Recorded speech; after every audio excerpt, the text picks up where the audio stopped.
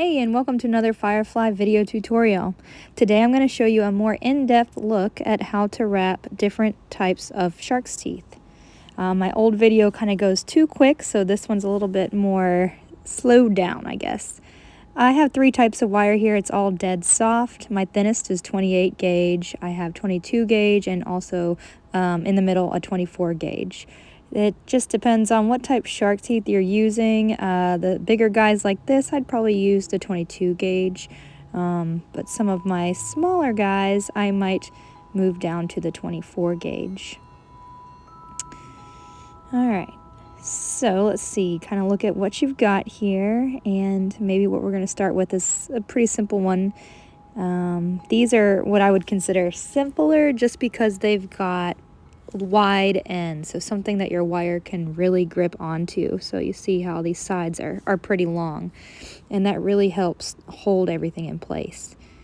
So for this one, let's see, you just want to see which wire you think you would like best. I think I'm going to stick with a 24 gauge on this one just because it is a smaller shark's tooth. And I'm going to cut about 6 or 7 inches of wire to begin with.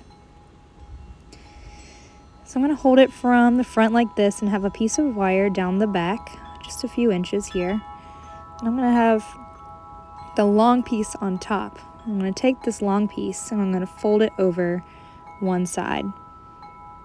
Roll it around the back just like this and back on the top to the middle. And I'm pulling pretty tight as I'm doing this, so the wire is staying tight against the tooth. And I'm going to bend this up just slightly so it looks like that. Then I'm going to turn it over, and you can see how this wire is over top of the original wire we had down. We're going to take that down wire and just gently fold it up, push it against tight there. Keeping everything in the middle, we're going to take this short wire and wrap it around. So I'm going to keep it pretty tight and begin a coil. So I'm going to do one and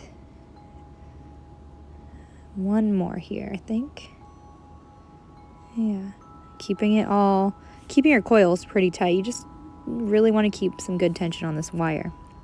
When you've got about 2 coils, you can cut this off with your flush cutters and watch your eyes, because that'll fly at you, and then burnish down with your chain nose. So I'm just kind of tucking the wire in or burnishing it down, meaning softening it a bit so there's no sharp edge. Alright, so now we're going to begin this loop, and you just have to decide how you want to hang this. So I'm going to make it as if we're about to hang it on a necklace. So I'm going to push my wire away from me and then go in on my pliers a bit and push the wire back towards me. So you can see I'm about halfway in my round nose. I'm going to go around the back and to the left, so I have one loop.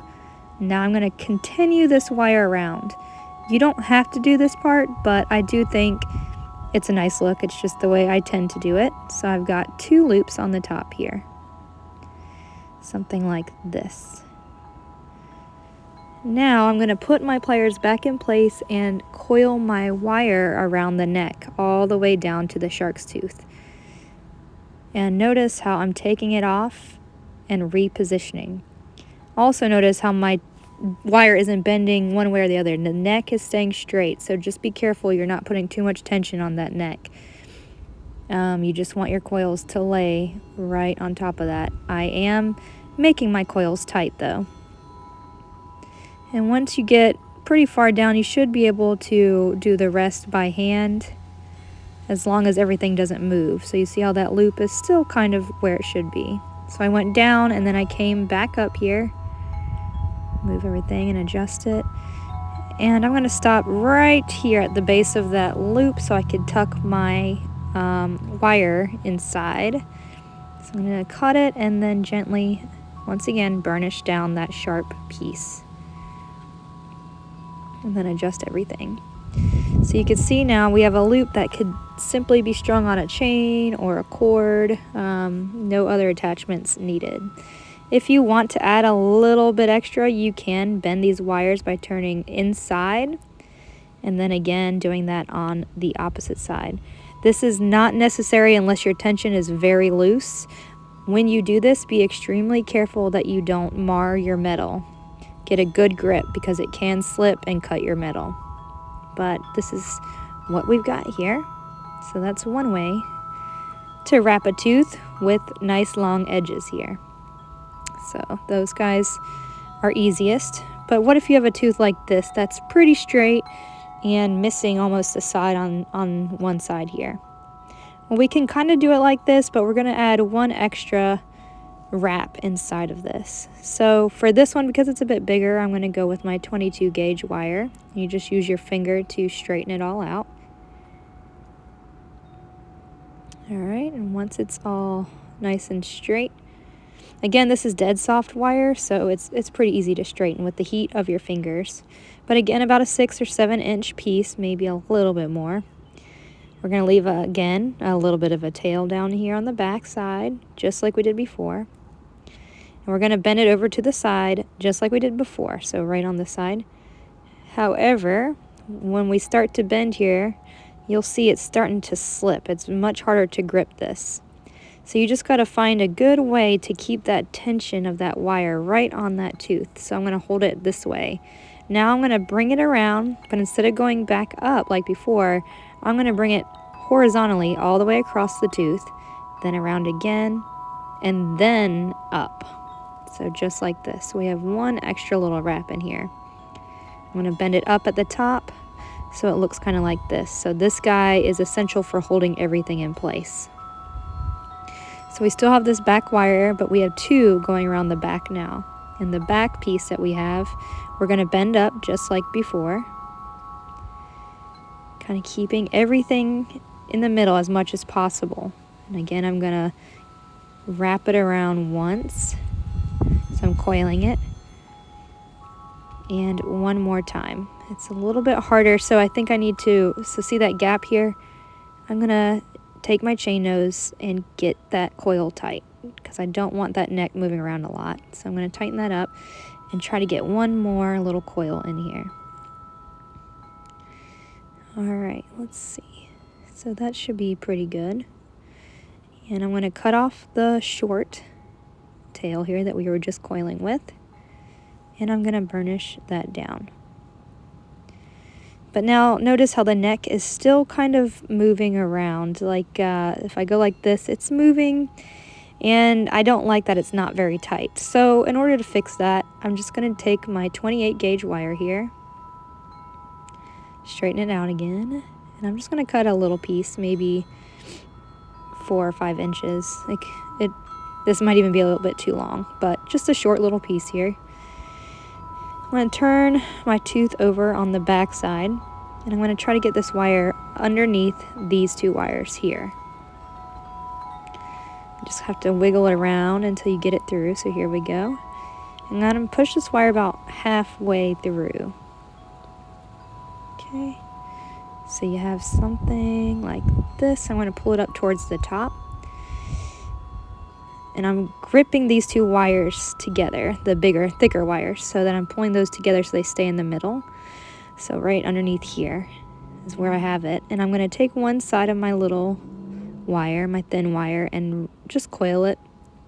Nothing really fancy, just really trying to get everything to be held in place. So I'm tacking everything down, essentially. I'm going to cut the one that I just coiled and burnish that down, of course. And then I'm going to take the other tail and I'm going to coil with that one as well.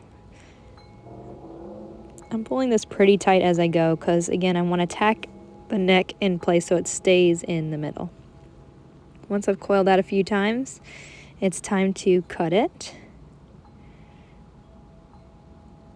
Okay, and burnish that down or tuck it in, whatever you need to do, just so you don't feel any sharp edges there.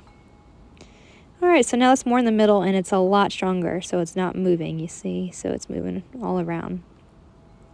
So with this one, I want to create the loop a different way. So I don't want my loop as if we're going to put it straight onto something. I want to be able to put a ring attachment. So what I'm going to do is put my fold this way and then start to do my loop, like this. So just bringing it all around until I have a small loop. And I could do a double loop, but this time I'm just going to keep it a single. And I'm going to coil with this wire. because my intention is to put a little ring attachment into this loop. So I'm coiling down to my tooth, just trying my best to make it all look somewhat nice and secure. So I've got it about right here, and I think this is where I'm going to want to cut it. So I'm going to pull it just a tad back so that I can get in here with my cutters.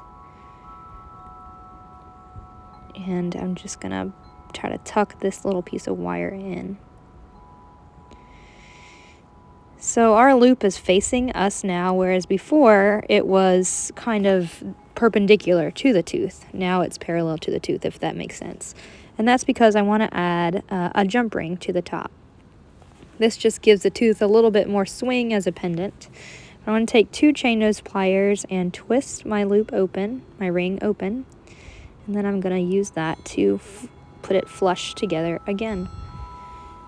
This puts, I guess, it's a little bit less tension when you have a little extra piece for your pendant to swing from, but it's not necessary. So I could hang it the way I have on the left, or I could do it like I have on the right. I just wanted to show you 2 different ways. So basically this is how it would work with this one. I would just string it on like this. With this other one, I would string it on through the ring instead, and it just swings a little bit more than the one on the left. Now what if we have a little baby tooth like this that's kind of broken, but you still want to do something with it? Well, instead of using the 28 gauge, I am going to still try to use my 24 gauge.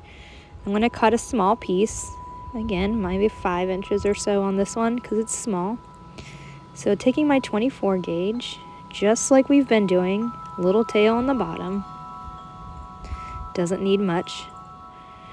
And I'm going to do just like we did before. So I'm going to take to the right and pull it around the back. I'm going to hug this one again, so I'm going to put that extra little wrap in there and then bring it up to the middle. This is a lot tighter and a lot smaller than the other one. And I'm just going to fold this back up, just as we've been doing. And I'm going to coil around, maybe about 2 coils. This one I'm not going to add the extra 28 gauge wire because it's so tiny that, and my wire was pretty tight on this one, that the neck is not moving like the other one was. So it should be good to go. And this one I'm just going to do a loop as if we're going to string it on. So I'm just going to bend the wire and then bend it around here. And because it's so small, instead of doing the double loop, again, I'm going to keep this one just a little 1 loop. And then I'm going to coil this tail all the way down. You could do a thinner wire on this. You just have to be careful. The thinner you go on the wire, the less strong your piece is. It can weaken a little bit over time. Any movement, any bending or getting caught on something, you know, could snap a thin wire. Even the more you work with it and the more you twist it, you could compromise the strength of your wire because it gets hardened. That's why it's good to work with a dead soft to begin with. So as always, you burnish down whatever little piece because it's really uncomfortable to feel some sharp edges when you're wearing something. Then you can do some final adjustments, and most of the time on these little guys, everything tends to stay in place. Sometimes on the bigger teeth, things move around. That's why I like to secure it with 28 gauge. But basically, this is 3 different ways to wrap a shark's tooth, and I really hope this helps you guys kind of visualize what you can do with your teeth. They come in so many different sizes and shapes. One last thing is, if you want to add some decoration, you can turn this in. Again, just like I was saying with the first one though, be very careful doing this. So this just adds an extra little component of design, I guess, and also can tighten your wire, but it is dangerous because you can mar your metal and you can break your metal. So be very careful when you do that. If you have any questions, please leave them in the comments below. I hope this video helped you guys, and we look forward to seeing you like or subscribe to our channel. Thank you so much, and happy beading from us at Firefly.